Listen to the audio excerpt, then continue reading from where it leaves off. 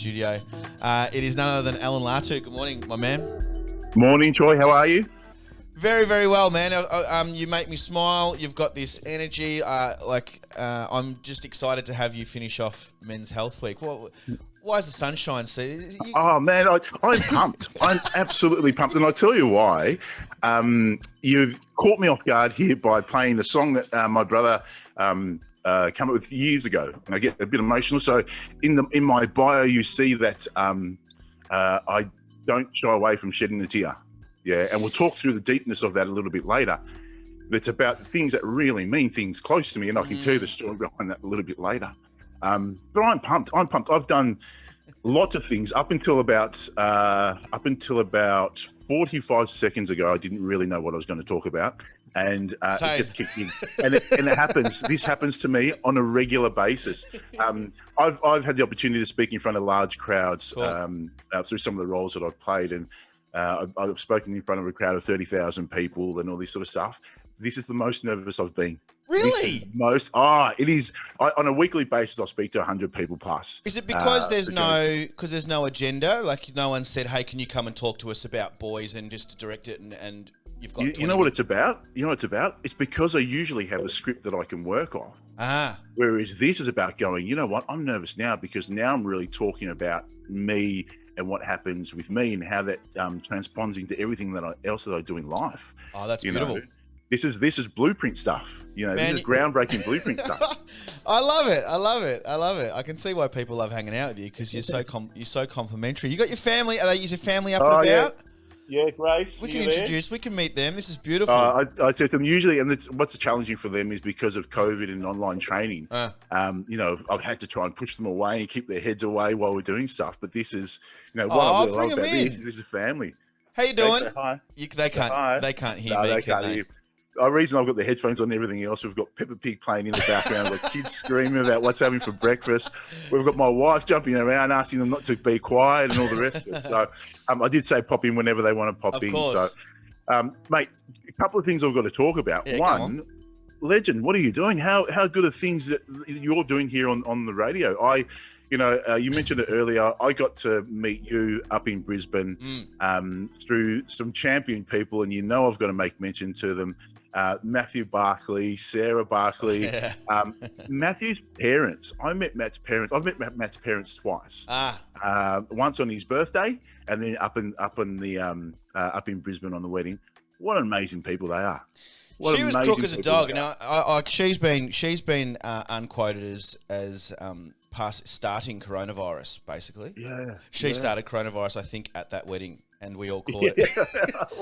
We all caught the bug. She was so sick that day, and I looked at, when you're sick, like you're done. You are done. You're at the lowest physical health. And it's on your son's wedding day. It's one of those things you just go, come on.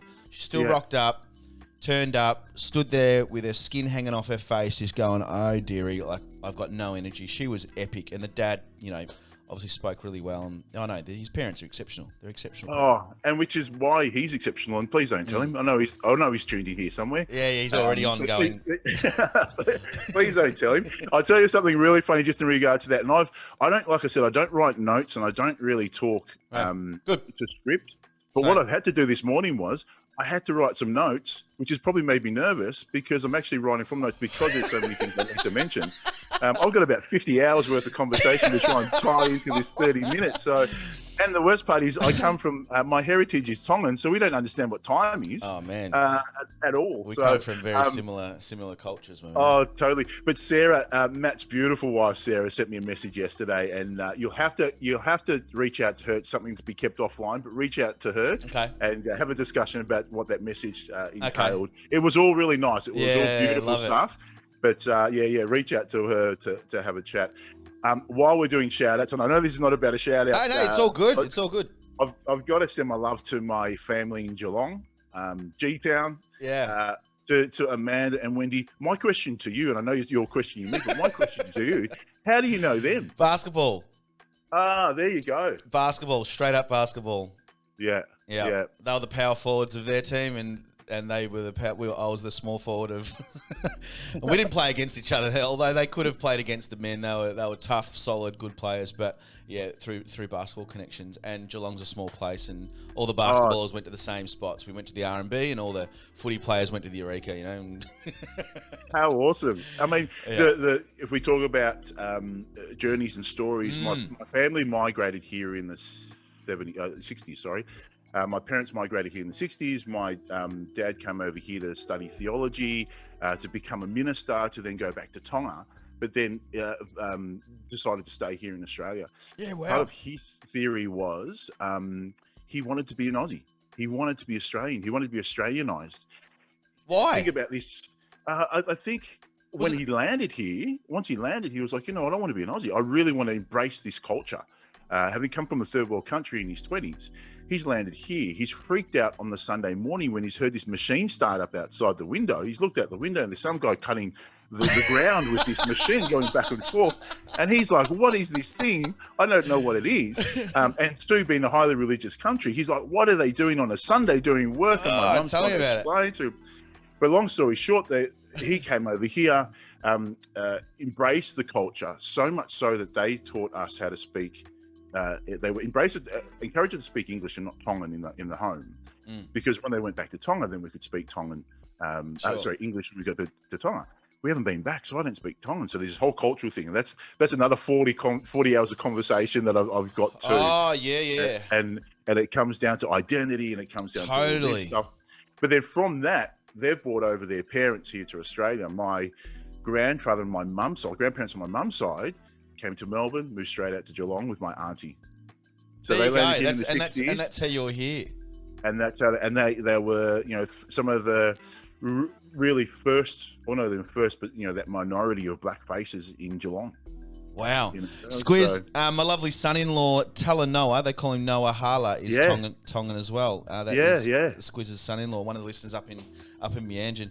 Man, that's the immigrant stories are always interesting for people. But also you talked on, without saying it, about colonisation, being told culture's not welcome here in a very nice way. Like, that's how it was presented back then. Like, hey, English is going to help you. English is going to help you. No one understands that. Can you please speak in English so we can understand you? It happens at that, through beautiful cultures, not just Aboriginal culture, but any culture that came over here is always taught to, hey, you want to get Australianised? Well, jump through these hoops. And it's damaging. It's told as encouraging, but it's also, you're right, we could talk about that. Tell me Yeah. I want to try and really zero down on men and masculinity, because that's why we're here, just in this specific, and we'll get you on many times by the sound of it. We'd love to have you on ongoingly. I always am fascinated with club culture, footy culture, but I don't know much about Pacific Islander Tongan footy culture. Is it same? It's such a different component. Yeah, it's such a different component. And the reason being, especially in Victoria, you have the playing percentage of Pacific Islanders playing rugby is about 60%. Yeah. So the majority are Pacific Islanders who come from a similar culture. So you have this heritage culture, and you bring that into a rugby culture. Now, the traditional rugby culture is kind of aligned. And then in between, there's this boozy culture. So there's this combination of all these things going on. I guess part of it in the rugby culture is, if you're with another Pacific Island brother or sister, you kind of already have this link. Yeah, it's like the Aboriginal. Yeah, it's like the Indigenous. You see them, they have this connection. It's the nod on the field, it's the eyebrows up, it's the hey brother, hey sister, I gotcha. We can battle here, but off the ground we're together, and you still have that unity in that piece. But then there's so many other things with that, and that's all this conflicting part of identity versus, this is what I do in my culture, this is what I do in my footy club, this is what I do here, this is what I do there. Some of the things that I found through, and not just rugby, just sports in general, is that it's this place of, and lockdown showed this last year. The COVID lockdown showed this last year. You take yourself away from sport, what do you have? What do you have for people that aren't able to open up, that aren't able to share, that aren't able to, when I say aren't able to, don't have the skills. And that's not a negative thing.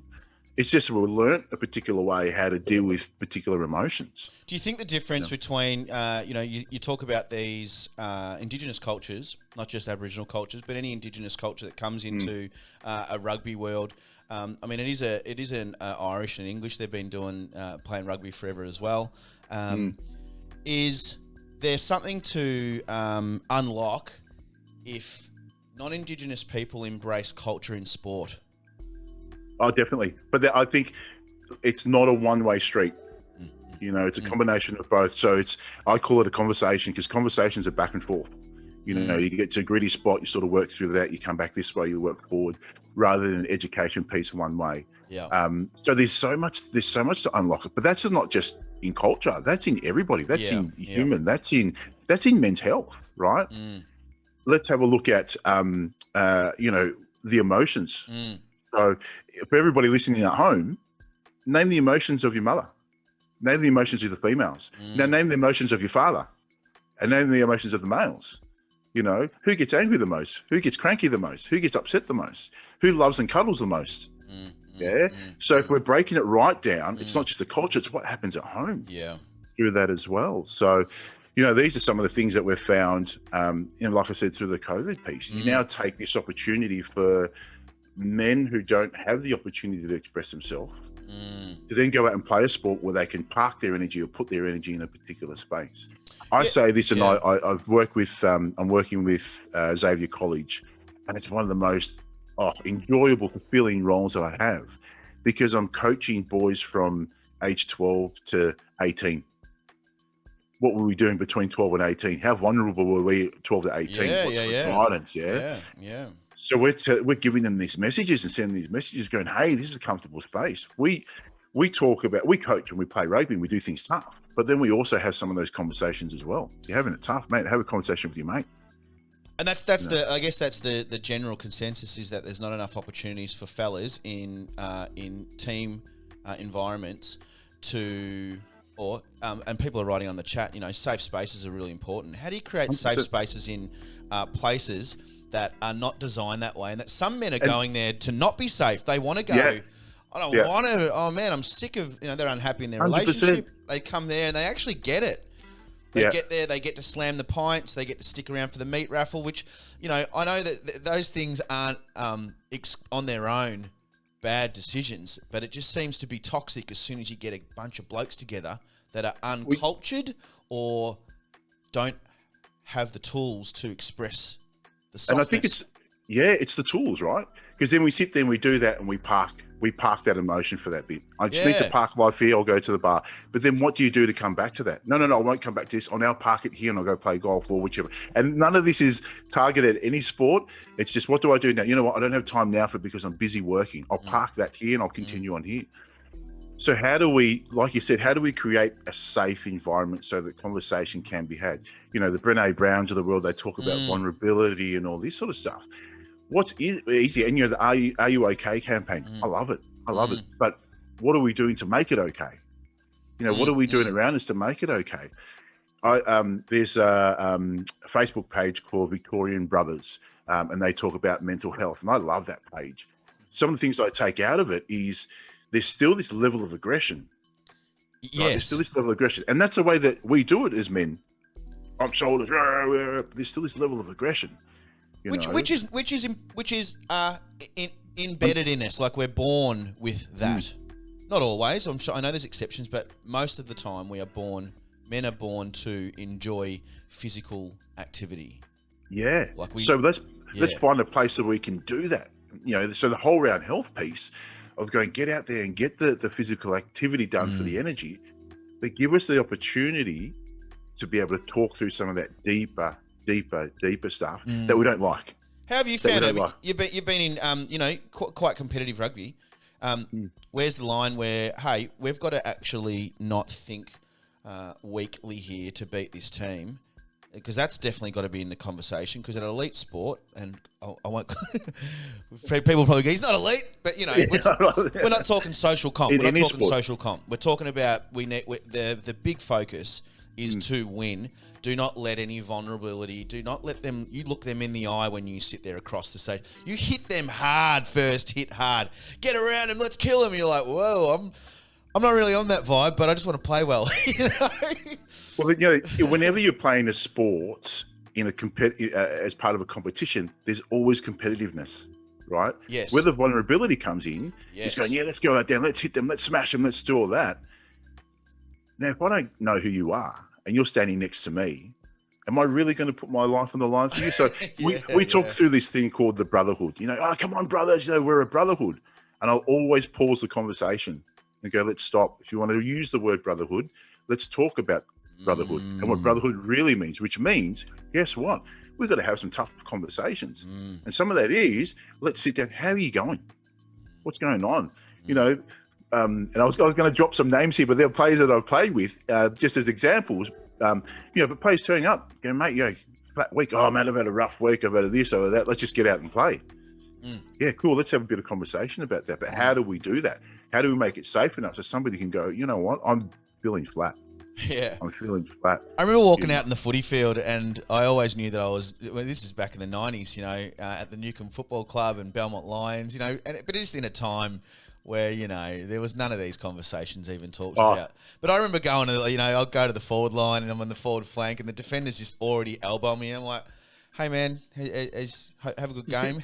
And it was just like, what? Like elbowing me, hitting me, pushing me on the ground, go far out. Like, this is going to be a hard day. And I never really enjoyed football, man. Mainly because the conversation. I couldn't have a convo with my competitor. It was annoying. Well, I found the same thing. I played footy before I played rugby. And I was playing in younger days. I was playing centre half forward, then I played in the back line, blah, blah, blah. And I had opponents come to me going, mate, if you run off of me, them telling me before I run off you. They go, if you run off of me, I am going to whack you. And I just turn to them and go, look at me, mate. I'm not running anywhere to start with. But same thing. And I'm like, well, if you're trying to play this mental game here, I want to play the physical game. Yeah. Physical game. I don't want to play the mental game here, Yeah, it's a challenge. It's a challenge. Think about all these things. You look at, we're talking about the competitiveness, that vulnerability. To find true victory in whether it's sport and whether it's team, whether it's corporate, you've got to know your team. You've got to know your team. Yeah. And the way I present this sometimes is I say to people, okay, everybody, we're all going to play Quidditch today and we're going to start in 30 seconds. Are you ready to go? And people start going, what? You're confused because you don't know what's going on. You don't know what you're playing. You don't know the rules. Yeah. Right? You need people on board on the same page doing the same thing. So we need people, if you want to be a part of a successful team, people aren't robots. We need to get to know each other and to the level that we need to know that people's emotions are okay. You're a bit of a lone wolf in this space still to this day. When we only talk about, I just talked about examples from the 90s. It's not that long ago. And it's still very real. That's why we're having Men's Health Week and its importance. And, suicide's up and it's heavy in men. And, we can feel like sometimes we're not going anywhere. Do you feel like a lone wolf when you're in these archaic matriarchal? Is it matriarchal? No, patriarchal spaces? Nah, you know what? Or no, I changing? Don't. I don't for a couple of reasons. One, because I know beneath the surface, it's there. The conversations are ready. Yes. Yeah, it's beneath. And I give you a perfect example of this. People talk about tears and emotion. Men shouldn't cry. Men shouldn't do this. You've got to be tough. We do it to our kids. Brush them off. Don't worry about this. Brush it off. Is everything okay if they come to us and they're hurt and they're crying? Put that into the corporate environment. You turn up to a job on your first day. You go to your boss. Hey, I'm just not too sure what's going on here. And your boss says, you know what? Don't worry about it, mate. Just get on with your job. You'll be fine. Get on with it. You walk away going, what the hell? What the hell? But then you go to your nurturing mother, and I'm only using these as examples. I know that specifically they might be different for people. You go to your nurturing mother, what's happening? Are you okay? What do we need to do? Tell me what makes you feel, blah, blah, blah, blah. And you do that, have that conversation, fast forward that into our adult life in the corporate environment or in a team environment. First day at the job, don't know what to do. Here's how you do it. You then go on and be successful in what you do, right? But we compound this thing to go, don't worry about it. It's okay. Just brush it off. And that's us further down in life going, you know what? I'll get to the bar because I'm struggling with this. I'll get to the bar, I'll have a few drinks of macca with my mates and I can detach. And then when I get home, I get in an argument because, out too late, blah, blah, blah. You know what? I'll make an argument because now I can detach again. And then when I wake up in the morning, I can't talk about it now because I've got to get to work, and I keep detaching, and I don't deal with the deep roots of what it actually is. I've got these two characters that I throw in when I try and describe boganism or anything, and it's always Macca. Macca and Dogger. Don't be like Macca and Dogger at the bar. my wife always just laughs at me like, stop talking about Macca and Dogger. Who are they? Like, they're not real people. They're just names for people. I just love it how you brought in Macca. We both know the same Macca. Yeah. Hey, facilitator at Kaboom Kids, and we talk about leadership and acknowledgement, inclusiveness and well-being. We always talk about it on air here about getting into the kids. You know, we also deal with the adults, but let's get to the kids. Tell us about your role there and your journey with Kaboom Kids. Oh, you know, it started from kids soccer. My daughter went to kids soccer. We put into this kids soccer program. Saw this parent who was there, who was really high, energetic, and I just come out of a transition in life where I was like, you know what, I'm done with the 9 to 5 corporate world, which ended up being 6 to 6, 6 to 6. And all I was doing was making money. And for a large percentage of my life, I had this addiction to making money. So much so that when I was in my late 20s, I went off to Spain and played rugby in Spain because I actually had, and a lot of my family don't know this, I actually had a breakdown. Away or before? Before. I actually had a breakdown because I was sitting and this is where I get emotional, right? Because if I can't share this with a true emotion and tears, then I'm at the bar with Macca having a beer, yeah? I know. I'm at the bar just going to detach. Macca's not invited on this show. Macca's not paying for any shouts. He's just at the bar. He's just waiting for the next person to walk in. Just go, come and have a chat with me. Your shout. He's waiting for Dogger to get off the track so I can hit it. So I took off to Spain. Went and played rugby over there. Found myself. And part of that was the Spanish of this lifestyle of going, you know what? Let's not work too hard. Let's have a sleep during the middle of the day because we're tired. But when we do that, let's eat together as a family. Let's do all this sort of stuff. So I then came back with a refreshed mind going, you know what? I don't want to do sort of this anymore. So back on track to the story, met this parent at the kids' soccer, asked him what he did. He said, I do these, I facilitate these programs for kids, blah, blah, blah, tabloid sports. Would you like to join? Me just going, yeah, I'll give it a crack. Got there, loved it. And the reason being is we've got all these kids and they play these tabloid sports that aren't traditional basketball, soccer, footy, whatever else. And you get them to throw this frisbee, to hit this thing, and kids are shy and they're fragile. And you see them, they're going, oh, I can't do this, I can't do this. I go, you can. They go, no, I can't. They put the frisbee down. I go, you know what? I think you can. I think you can do this. And it just takes the one or two to throw. And then once they hit it, man, this happens. They go, yeah. And they go, yeah. And then they go, I hit that. And you build this confidence. What I started to see from there is what I saw at the other end. Wow. The executive, the corporate, the senior world going, whoa. It was like zooming out in a movie, just going from here, going, oh, there's the connection. There's the connection. You know, so, and then what we do as adults, as parents, as teachers with these fragile minds, and how we can create a foundation for them to go forward. What do you think led to the breakdown? Did you just touch on it there? Like, was no one encouraging you? No, were you digging around in places that weren't giving you much return other than just cash? Or? Troy, we're going to need at least another 5 years worth of every Monday, Friday morning, and then we can break down my life. It was a compound of so many things. Sure. If I work backwards, it was 3 years ago. I touched on another breakdown, but then because my beautiful wife, who's studying psychology, we worked out, hey, I need to go see a psych. You know, and we always talked about mental health, blah, blah, blah. You get injured on the field, you see I saw the physio, did my shoulder, da, da, da. Yeah. Mental health, I can't see because, mental health, I'm not crazy. I'm not mental. I know. So then I started talking about this person. I'm like, I've been talking about this for a long time. It's the same thing. Go and see somebody. So I went and got help. I sat down with them. And like I said, there's about 20 hours worth of this. Long story short, we started digging deep and pulling apart all these things that were happening. So when I was 27, I had the breakdown. I'd been working since I was 18 years old, which most people do.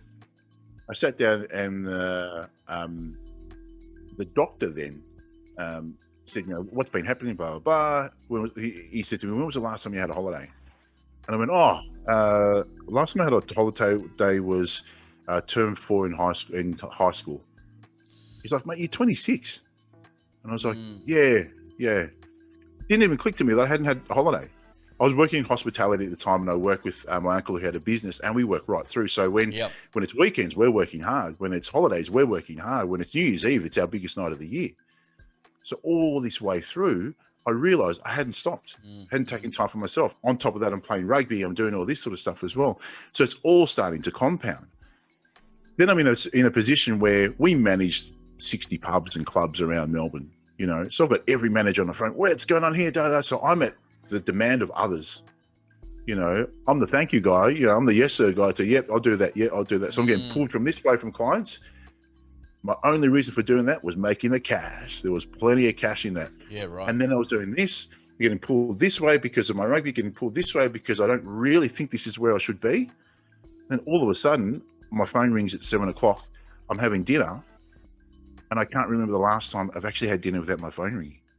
So I throw it against the wall. Bang! Phone explodes, and I'm just like, what the hell was that? What the hell was that? Didn't know, and guess what? At 42 is when I went and saw the psych. So between 27 and 42, I wouldn't have the beer at the bar with Macca. I was at the bar with Macca doing this one going, I'll just park that. And I never knew the journey until my father passed away in 2012. And all of a sudden I realized I'm crying every day. I'm crying, I'm tearing up when something that's really means something to me, man, there's teardrops, there's emotions. Park that, go and party, park that, do that. And then it was once I saw the psych, we started to open this whole piece up. When you said earlier about, you know, do I feel like a lone wolf in a room? I don't, because everybody has it. You know, or majority of people have it, unless it's a pathology doesn't allow you to. It's just about digging. I'll never stop at somebody saying no. I'll just keep digging and just going, hey, there it is. Was it supported by your wife to go see a psych? Was there an element of far out? Surely I can help because I'm your wife. I'm your best friend, and you admitting it, going, you can't help me. It's a tough thing, I think, to look at your wife, who you think that you can get through everything together, but some things are go out of their house and get it sorted. But was that challenging for your relationship? Hugely challenging because she actually didn't do that. Because of the psychology background and her understanding of it, she didn't come home and say, I can do this for you. So I started getting frustrated, going, you're the brain person. Fix this. Sure, you know the brain stuff. Come and help with this. Oh, you know, you've got to do this. I'm like, stop talking rubbish. And stop talking rubbish. I don't know what you're talking about. The first session I sat down and went with my psych. We're talking through this piece. His question to me, how does this affect you at home? Yeah. What the hell are you talking about? Yeah. What triggered it for me was I was coaching. A parent came after with big loss. Parent came up to me after the game and really just dug into me. Oh, this is not right. You know, we should have been doing this. You know, this should be doing that. You know, who's taking responsibility for this? Parent walks away and I just collapse. Internally, cave. 3 days, I don't sleep. I'm up. I can't think. And my wife's looking at me going, whoa, you know, you need to get have a conversation about this. Like I said, go back into the psych, see the psych, sit down with the psych, have a conversation with him. Works out that there's this whole vulnerability piece. This parent who's pointed the finger at me has dug through every armor that I've got and gone straight to the spot and gone, you're no good. And that's made me crumble. Anyway, back to the psych, and the psych's going, you know, so how does it make you feel at home? I'm like, what the hell are you talking about? I'm talking about a parent who had a crack at me at the rugby and all of a sudden I'm crying, mate. Like, it's got nothing to do with home. So every session, he'd ask, how does it make you feel at home? It took about 6 sessions. Wow. And then I got home and I said to my wife, how have I been? She's like, man, you're a pretty grumpy bear. Yeah, so right. It was only then I realized what was happening with me was affecting people around me. So we call this character the angry bear, you know, the angry bear. So what she saw in me was this angry, wounded bear that would just snap at everything that came close, you know. He's there, I'll take your head off with this and I'll do this. It was only lucky for me, and I say this to the boys that I coach, if I didn't have rugby, a consistent thing in my life, Tuesday, Thursday training, Saturday play, for all my years up until I played until I was 39, and then I coached from 42 onwards. If I didn't have that, that was my opportunity to sit at the bar with Macca. But if I didn't have that, then what would I have taken up to sit at the bar with Macca? Probably sitting at the bar with Macca. You know, so really just looking through this piece, I then started to realize, whoa, there's a lot that I need to unpack, and it still hasn't been unpacked. Yeah, you know, it still hasn't been unpacked, but I'm working through going, whoa, okay, now I acknowledge what this is. There's something here that. Have you always been an emotional person, or was it from those first? And I mean, like tears. Men don't like showing tears. I even cry around Lockie quite a bit. He's like, "Are you crying? Are you going to cry? Are you going to cry?" He's a lot better. He doesn't talk about it in a funny way, but he's just really interested in kind of why someone's crying. And I was crying at my wedding, and I was crying as soon as Mum walked in, and cry usually when I'm talking to people on air. And he's, it's a real fascination. But he doesn't really cry, or it's talked about in a not a super sensitive, open way. But were you able to express emotion before you started having those meetings with the psych? I was able to, but I do this in this really subliminal fashion. It took me about a month to try and find a psychologist. And the reason why is because I know I've got the gift of the gab. I'm born with it. And I thank my grandfather from Geelong for this, because he was a great storyteller. It's actually only recently, people ask me, what are you? And I'm like, I don't know. I don't like titles. Sure. But I realized I'm a storyteller. That's generationally what I do. My father was a minister. He spoke to people. My grandfather, on both sides, were people that spoke to my community. My grandfather from Geelong, everybody around Geelong knew David. He'd walk around, he'd have a yak. So that's what for me as a storyteller, that's where I found my my ability to sort of do this. But I had opportunities all the way through, because my father would cry openly. But he'd tear up, he'd tear up about religion. He'd tear up about different things. He'd tear up about, if there was a family thing that we got involved in, if there was a death or something along the lines of, he'd tear up because of the religious part of it. What really happened next here, and man, every page you're turning, he's opening up a whole new book. It's great. One of the later sessions with my psych, the psych said to me, now let's go back when you were a kid. Let's find a time when your dad hugged you. It took me about 5 minutes, and I broke down. You guys didn't hug? My dad said the word "I loved you" later towards his life, and don't get me wrong, I love my dad. I idolized him. I looked up to him. I shaped my life to him. I do all these things. It was only right when I saw the psych after he passed away, in 2012. When I saw the psych, he was like, "Now go to a time when your dad embraced you." Tears streaming down my face. And I'm like, I cannot remember one time my dad hugging me. I don't want to steal this story. I just talk about this quite often with some people in my life, where I notice that there is a gap in their emotional connection with either me, or usually it's about me. Like I go, hey, because I'm a hugger and I've been brought up around hugs, and I usually talk about this in the exact same way. It's just it's confirming. Not that I needed more confirmation, but it's just interesting. I would have thought that your culture, there's a lot of expressions deep in your culture that the men don't have. Get away. There is lots of, tribal touching and hugging and stuff, and opportunities. It's just interesting I shouldn't assume, but it's I think very, very, very important. Touch. And I wonder how many... This is what we... we have hugs. Hey, we have hugs. 100%. You hug those men. I tell you that and what led from that was this whole piece of me trying to work out this hug. And I had a big argument with my psych, because I'm like, you do not tell me that my dad was a bad role model, because he was the greatest. He was the greatest father. You do not do that. And I went home to my wife and we argued about it as well. I'm like, I am not going to say that my dad was a bad dad. And I'm passionate about that, right?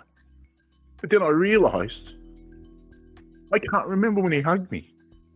And this is probably me talking to the 3-5-year-old boy going, hey, I'm hurt. Just get on with it, because I've got to do whatever else. And this one small percentage of maybe what he was like has affected me and stuck with me the whole time. So it taught me a few things. One, the importance of a hug. And men, if you don't think hugs are important, go ask your wives. Go ask your children how important they are. The next piece I say to this is this. Think about a hug and the person that you hug. What are the next 3 words that you say after a hug? Usually, I love you. I love you too, Joy. Yeah. But that's what it is, right? I love you. So now we're missing all these opportunities to say I love you as men by not hugging, because we're too scared of saying it in words and showing our emotions.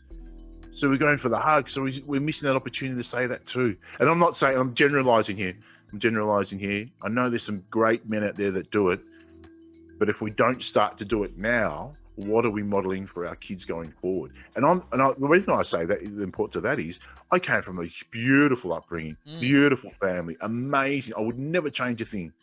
Never, ever at all. Even the fact that I didn't get a hug for something that has stuck with me all the way through, because my theory for that is now I'm using this to teach others.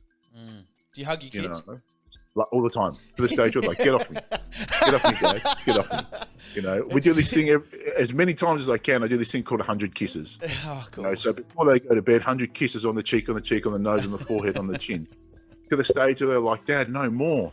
No more. Like parents, we probably give our kids something that we didn't have. Oh, of course. It's always the way. It's always if we can. Yeah, if we can. Yeah, if we can, without spoiling them, too much.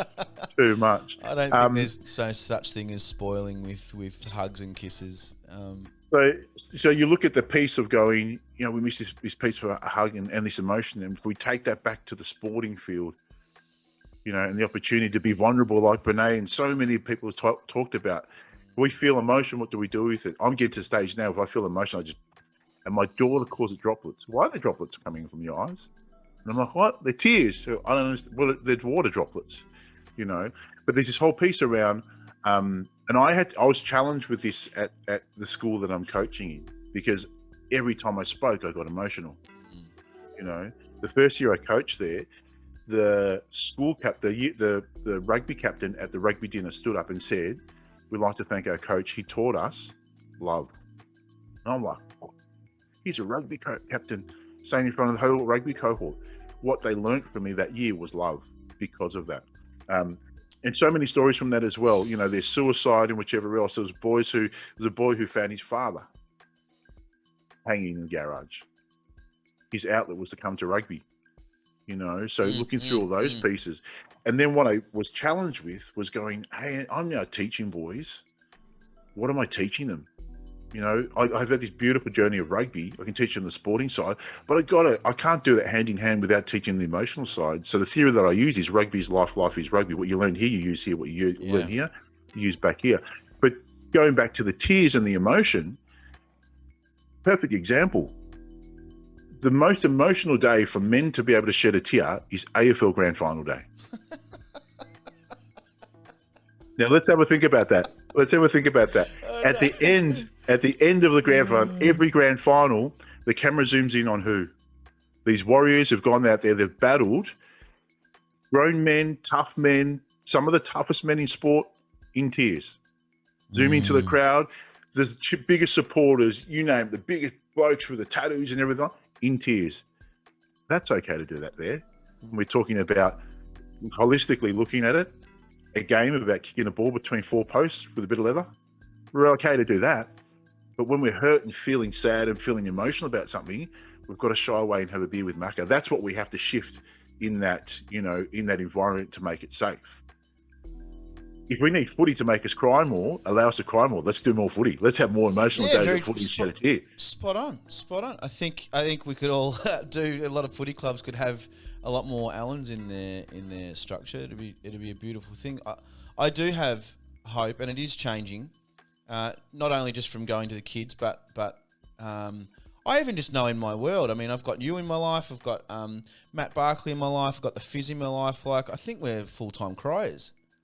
Like, that's awesome. Like, I've never seen. There's never been a time where I thought, "Oh, are you okay, mate? You need to let it out." Like, if I see my mates cry, or if I see them, more to the point, if I see them stop crying or try and hold it in, and then round it off with it's all good, man. I'll be fine. I go, oh man, I better check in here in about a week's time and just check, because I hate that. But don't worry about me. I'll be all right. So you put it so well in the rounding off. The rounding you off. Do it. The rounding off. You put it so well in saying that. It's such a good expression. I love how you round it off.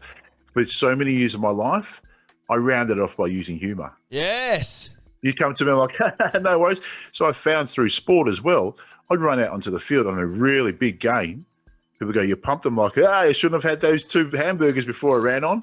Round it off into humour because I don't want to show you that I'm nervous. But then if I dug deeper into that, and like you said, people going, how are you going? Oh, yeah, I'm all right. At least I've got 2 legs. Ha, ha, ha. Round it off. Oh, the round off. You know what I mean? Yeah. So I love the expression. I'm going to use it, the round off, the Troy Boy round off. Because well, that's what we do, right? It's a blocker as well. It's like 100%. I'm scared I'm at the bar with Macca. This is our safe zone. Let's round it off with back here. Yeah, don't bring your stuff here, mate. We're just trying to have a good time. Like, whoa. If only you knew I was here to have a good time, but I need some help. Yeah. One of my biggest things is, you talk about masculinity. My challenge my entire life has been, I am not masculine enough. I am not masculine enough. As Alan Latu, I am not masculine enough. I played 21 years in the front row and smashed lots of people running the ball. I worked in nightclubs. I was a doorman in St Kilda for 15 years. I ran a security company with my uncle, some of the toughest men. People you see in newspapers and all the rest of it and all that. But still, I'm not man enough. I'm not masculine enough. And that was the challenge within me.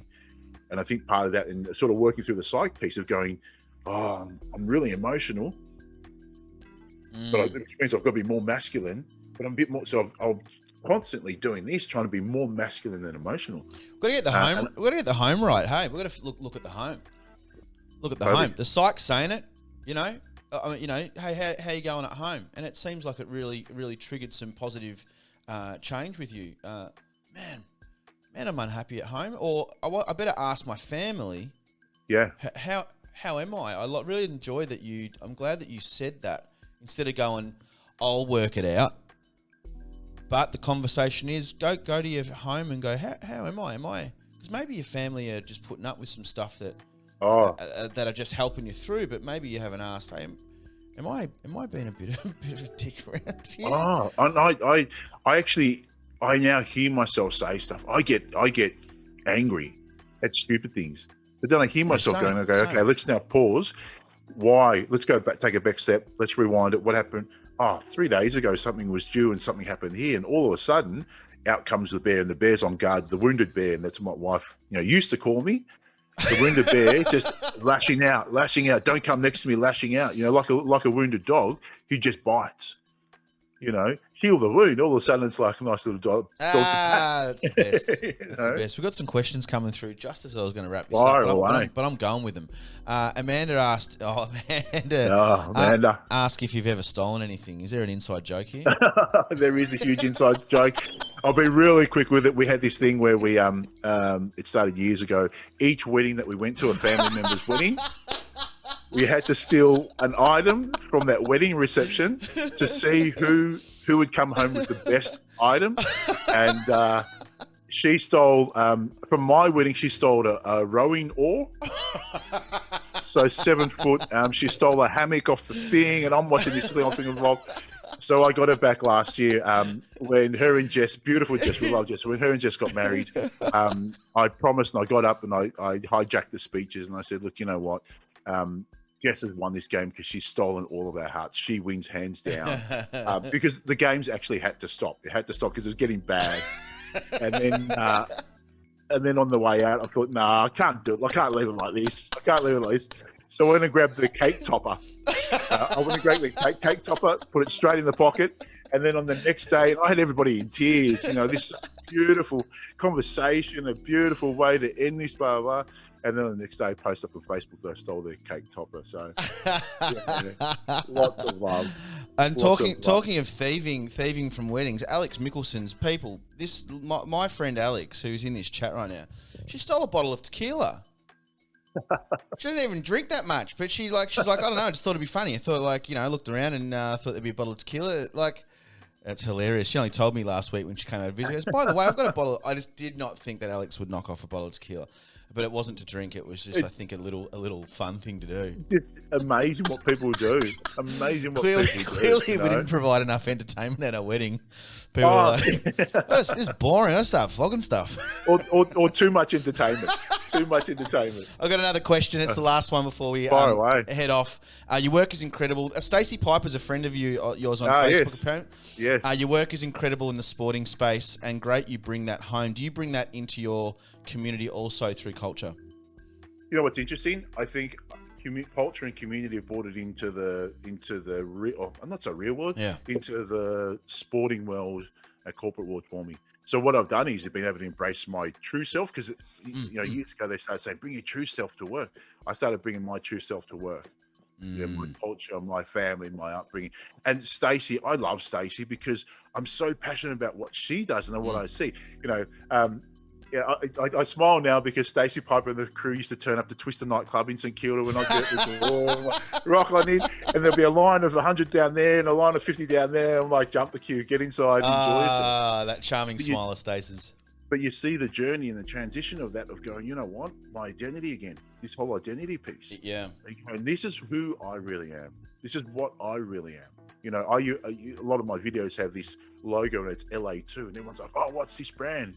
Like, it says Latu. And they're like, oh, what's Latu? And I'm like, that's me, which is my brand, which is everybody's brand, right? Your brand is Troy. If you put a dot in between LATU, and you just put a dot there, people are like, man, who's this? Like Buddy Franklin's new Pasadena. Like, what is this going on? Oh, man, I had a friend that messaged me, it would have been about a month ago, messaged me and was like, I can't believe it, Al. I was like, what? And he goes, I was calling it LA2, and I was telling everybody, Al's got this brand called LA2. And I've known this guy for years. And then somebody was like, doesn't it just say Latu? And I was like, yeah. And the reason why I started doing that to my videos and things like that was because I started going, you know what, I need to tag something onto this to make it look like it's an organization. Put that on there. I'm like, why? I am me. I am my brand. I brand it for that reason. So people go, what is it? What is it? I'm like, it's me, mate. It's me. Just like you, Macca, you're your brand. Don't be what don't be what other people want you to be. There's this whole piece. I know we're sort of trying to wrap it up, but there's this other piece about conversations at the moment. Oh, you're being sheep. You're being sheep by following this. We're all sheep. We haven't got to where we are because we haven't been sheep. We all follow somebody. We all follow something. Because if you didn't, you'd be standing naked in the middle of nowhere doing absolutely nothing. Yeah, you wouldn't be eating. You wouldn't be doing anything. You're standing there absolutely nothing. We're all sheep following something. So very true, very true. Hey, we've got to next week is Women's Health Week. I know you've got a pretty epic story going on in the home life with your lovely wife. That you've documented. Pop the question to her if she wouldn't want to chat next week. It could be a nice thing to get the other side, to get I know that's a story in itself as well. We're a fan. Everyone has a story, right? The most important story that everybody has is their own, and she has one that will help. She can put it out there to help others as well, So, but before, and I know you're doing this. So I get this in production. Just wrap it up. For 4 years, I've been developing this program called the Emotional Man. It's a journey of the emotional man, emotional masculinity or masculine emotions. So it's this program about how things that I did and things that I've seen on how we can embrace what this is. That's been 90% finished for about 3 years. As soon as I got your message, I'm like, you know what? We're launching this. We'll do it. I haven't even asked you yet, but we're going to do it here. I'm going to have a chat to you about when we launch it. It's going to be on the 28th of August that we're going to launch it. I don't even know what day that is. 28th of August. And the reason being is because that's my birthday, and it's not for ego. It's because it's about time. Acknowledge that this is my gift to the world. But I'll do this on my birthday because this is my gift to me. This hollow part that I haven't looked at for long. I'm going, you know what? I'm not having a beer with Macca. I'm going to have a beer by myself. and I'm going to now look internally and dig deep into that piece as well. So, great. like I said, it's 90% complete. I've now put a timeline on it, which means I have to finish it. Brilliant. But 28th of August, thanks to you, thanks to this and the conversation that you're having. I've been listening all week, and That's cool. I was late to a session yesterday because they're like, mate, where are you? And I'm trying to wind up on the thing. I walked into the session with my phone pretending I was actually on a call. Going, yeah, no worries. I've got people sitting in front of me, a presentation in the background. I'm like, yeah, okay, no worries. Now we can start. So, mate, we talk about so many things, music and all the rest. I asked you if you had a song, and I've heard it on you play it before. We played it yesterday. Do you want me to play it again? And it brings back memories, right? So, music, the first 12 seconds of a song, the first 3 seconds of this song, man, it takes me back to living in Thornbury in a bedroom with my brother when I was in grade prep, all these things. And if you can find as men, the little things that can help us get through some of these dark times, the dark clouds. If there's a song that you like, if there's a smell that you like. Music's been a big one for me. Totally. It's amazing. That's why you do what you do, right? Yeah, man. That's why music's a big part of the show is, aside from the healthy news and good chats, music's just such a binder as well. And we talk about equalizers this week. And hey, you're such an impressive man. I appreciate you coming on. And this has been one of the shortest hour chats I've ever had. I didn't even realise it now. My kid just pulled me on the arm, just going, "Mum left about 20 minutes ago," which is fine, because they're in there, they're doing their thing. They're in there just making dinner for me for the night, chopping up the thing and turning the oven on and cooking. And hey, just really quickly, I know this is the fourth time I said really quickly. I've got a big shout out to my family in New Zealand. My uncle passed away last week, and my mum's brother in New Zealand, and to my auntie in Geelong, it was her brother as well, but to all my family in New Zealand, man, we wish we could be there. Due to COVID, there was a couple of things that happened, so the Geelong crew could get over, but my mum couldn't go. Send all my love to my family in New Zealand, and to anybody that's lost loved ones recently, the most important thing to do is to say I love you to somebody that you haven't to for a while. So it doesn't hurt to say I love you 400,000 times rather than not saying that all because you think they don't want you to hear it. That's beautiful, man. I love you, Alan. You're a champion. I love you too, man. I love you too. We need to say it more.